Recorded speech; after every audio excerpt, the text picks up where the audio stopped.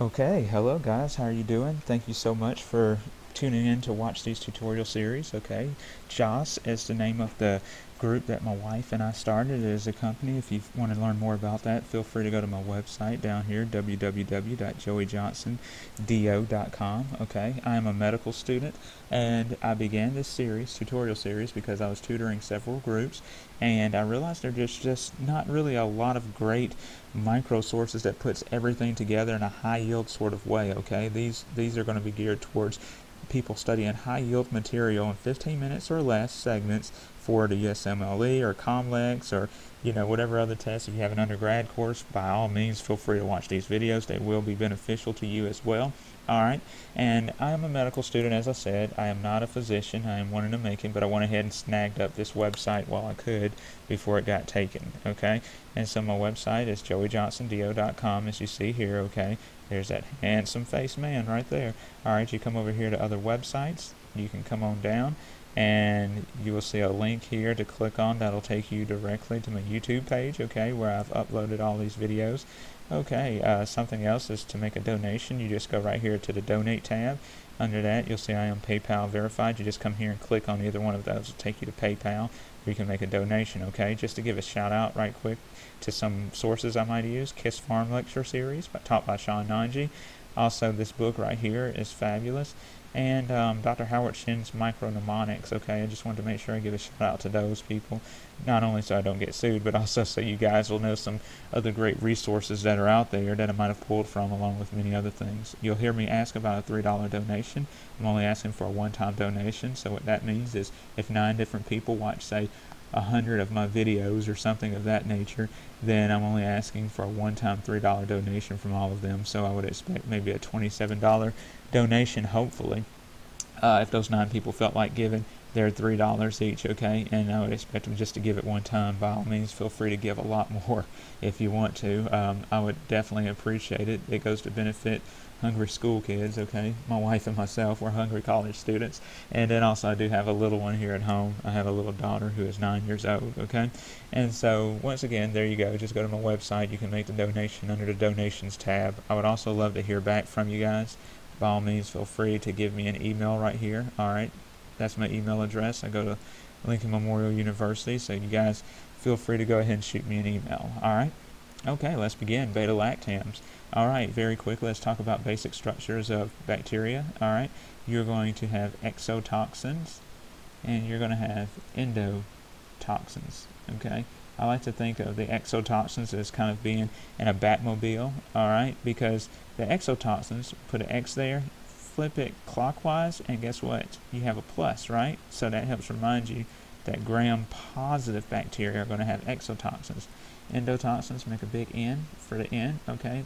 That helps you remember that gram-negative bacteria are going to have endotoxins, okay? And so I think of exotoxins as being kind of harpoons and missiles and things that the Batmobile can shoot out, alright?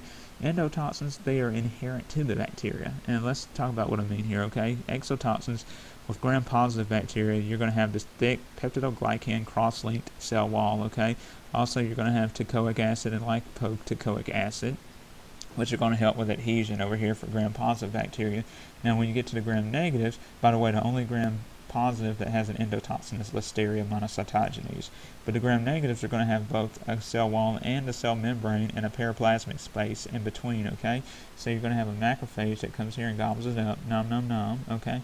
After it gobbles it up, then it's going to actually explode out, as well as exploding this, which is going to have all these inherent things in it that are going to start your cascades, like your TNF-alpha, your IL-2, also your IL-1, your IL-6, alright, your pyrogenic effect, starts causing DIC, hypotensive shock, those types of things, okay? So it's inherent to the bacteria, where it's exotoxins that are going to shoot things out of the bacteria. Let's start about penicillins, okay? 2 big side effects with penicillins. Number 1, we all know about a rash, right? Okay, but also one that's not as known that boards like to test on sometimes is the hemolytic anemia that can ensue, okay? And these are your basic penicillins, alright? They are sassy, and what I mean by that is you have your syphilis that they'll take care of, your actinomyces that they will take care of, as well as your streps, okay? Alright, and you have your pen G and your pen V. Don't get confused and think the pen V is IV. It is not. It is by mouth. Pen G is IV. Okay? One way I've heard that you can remember is that G comes before V in the alphabet, and also I comes before P in the alphabet, to get them straight. Narrow spectrum penicillinase resistance. Okay? These are going to be your anti-staphs right here. You have ox, diclox, meth, naph are your anti-staphs. Okay? Staph Ococcus is going to have penicillinase, which is going to destroy penicillin, so you have to give a penicillinase resistant penicillin. Okay, so your anti-pseudomonals, okay, they will take care of Pseudomonas right there. And you're going to have your amped up penicillins. These are your extended spectrums, okay? You're going to have your ampicillin, all right? A rash is a common side effect of that. And you're going to have amoxicillin. Make the O really big so that you will remember it has better oral bioavailability. That is better oral bioavailability. Okay, and what you'll see is sometimes, well, we'll go over that on the next slide. Okay, so the cast. This is what I wanted to go over. Okay, sometimes you'll see like clavonate acid, which is the C and the A there. Okay, will be combined with say amoxicillin, and when we do that, then we end up with a drug called augmentin, and this is going to be for those bacteria that are beta-lactamase inhibitors, okay? So the beta-lactams don't necessarily get them. They have a beta-lactamase on them, like the staphs had a penicillinase, okay? So you're going to put a cast on them, which is going to be one of these three drugs right here, and when you do that, then that's going to have an additive effect to fight them off. You have monobactams, aztreonam is the most popular one there, and then carbendapinum. This is a last-ditch effort one, okay? When all else fails, you can give them a carbendapinum. Imipenem is one of the most popular ones, and if you give that, it's going to clear out through your GFR system, alright, before it has time to do full efficacy. So you're going to add cilastatin with it to keep it from clearing out of your renal system, alright? Add cilastatin to keep the killing lasting with imipenem. Alright, then finally we're going to talk about glycopeptide, which you're going to have vancomycin. You might give it PO or IV depending on the situation. And what that's going to do is it's going to come disrupt this D-dimer right here of the diallo-dialis and block that off. Now let's talk about cephalosporins. Two biggest side effects with those are going to be your disulfiram reaction if you drink ethanol with it, and also vitamin K deficiency. Okay, that's going to work. The reason they are going to cause this is because they're going to block epoxide reductase. And then that's going to cause a vitamin K deficiency. Of course, if you don't have vitamin K, then you won't be able to clot. Okay, so those are your two big side effects with those. Cephalosporins are typically lame against these bacteria right here. Feel free to pause the video at any time. That's another thing. I will be talking quickly, okay, because I know you guys, the students, y'all are going to try to find a way to put me on double speed anyway, so I'm going to go ahead and talk quickly, and then that way, if you guys need to, you can always pause the video, write down stuff, whatever, but then the folks, you know, so they're not scourging and trying to download all these different plugins or apps or something that could be hazardous to their computer, you know, to try to speed me up. They can get what they want, okay? So now, first generations, alright, they're going to take care of PEC. Notice the C is lowercase there. That's to let you know that it's only 3 drugs. The E and C is for E. coli, okay? And you have cephalexin, cefazolin. Now the big things about that is first generation. You can think about a big foam finger like Miley Cyrus likes to tote around or whatever, okay? And she's got her hands up because they're playing her song, There's a Party in USA, alright? So she is Zolan. You can see a Zolan, alright? She is not rolling, she is Zolan in her car, okay? She's holding her hand up or whatever while driving, alright? Beep, beep. And so she is Zolan and Alexis, okay? Let's go ahead and put that right there. She's Zolan and Alexis, and it's #1 foam finger out the window to remember that it's first generation, okay? Now, second of all, there's 2 different mnemonics to help you remember that it's a second generation. Some remember fake fox fur. I like to remember it's a fact that foxes have fur, okay? And those are going to take care of more gram negatives, and so it's going to be henpecked. HIB is Haemophilus influenza, okay? Sometimes I'll go ahead and put the B on it. It has 2 different forms. We'll talk about that more in detail later. But anyhow, so just know it's Haemophilus influenza. And the thing is, first generations take care of a lot of gram positives, very few gram negatives, just the PECs. Second generation takes care of more gram negatives, your henpeck, less gram positives. We get a third generation, they take care of the fewest gram positives, but a lot more gram negatives. And then we get the fourth generation, and we go back to having the same amount of gram positives as first generation, and still the gram negative capabilities. The idea here is you want to start off with the lowest and go up from there, okay? So now, over here, let's see. So we've got there's different mnemonics to remember this. You can remember Taz taxed himself trying to fix the tripod, or, you know, there's a Ceph dinner that's out there. Taz taxed himself trying to fix dinner, things of that nature. The two biggest ones, though, right here are to remember that Taz is the only one crazy enough to take on Pseudomonas, and you try to throw the axe at gonorrhea. Try everything. Try to axe at it, okay? And so then we come to fourth generations. If third generations could take care of Taz, if Taz in the third generations could take care of Pseudomonas, surely the fourth generations definitely can, okay? So now let's get ecstatic about Bacteriostatics, okay? I want you guys to know these. Know that the A is for absent, the I is for ignore, and then you have your others right here. Bacteriostatics are going to render the bacteria incapable of reproducing, so it's kind of stagnant and lets your body naturally take care of it from there. And then you have bactericidals, okay? Violently punching and cussing out mean freaks on the metro will get you killed, okay? That to get you killed parts to remember is bactericidal. I didn't put it in mnemonic though, okay?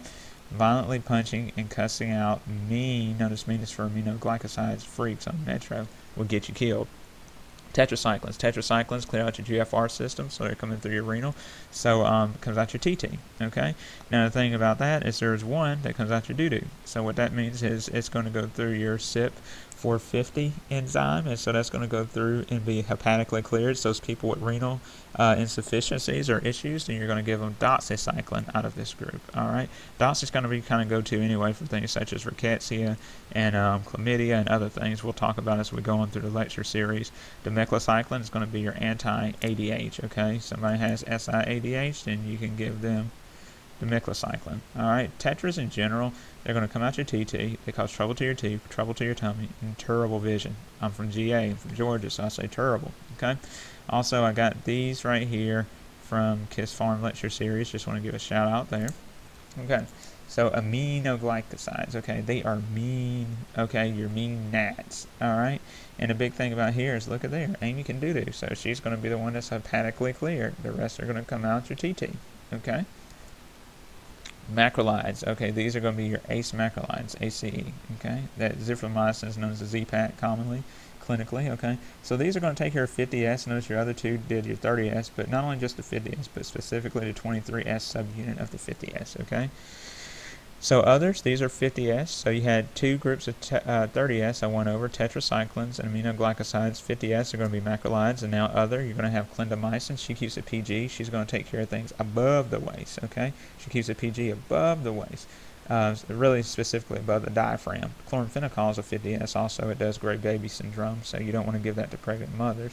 Alright, Clinda does everything above the waist. Metro is going to take care of everything below the waist, and we'll talk about Metro here in, maybe the next lecture series. I try to keep these 15 minutes or under, okay? TMP, that's trimethoprim. They're going to take care of your dihydrate folate reductase, like methotrexate does this as well. Problem with that is it's going to decrease your folic acid availability, and so you're going to have to give a rescue drug, which is leucovorin, alright? If you get too carried away with those. And then your sulfa drugs, which are going to be PABA analogs, they're going to inhibit here at the DHPA synthase and cause disruption of that, okay? And so metronidazole, we'll go ahead and get it on this one. So you get GAP on the metro. Notice that the P here is for pylori. Just remember that the P is for pylori, okay? And metro is going to take care of what Clinda won't touch. Clinda kept it PG. She stays above the diaphragm. Well, metro goes on down, okay? It's going to take care of other things. Metro can cause, giving too much Clinda can cause you to have C. diff, all right? Clindamycin is known to cause C. diff. And so if you have C. diff, then you can then give Metro to rescue that from that, okay? Metro is going to take care of like C. diff, bacteroides, as well as, the get gap, okay? Those are the anaerobes to speak of right there. All right, guys, so that's going to conclude it. Like I said, I try to keep these things in 15 minutes or under, so I hope this has been a blessing to you. Feel free to donate $3, okay? Go to my website. Feel free to donate $3. I appreciate it, and I'll talk to you next time. Thank you.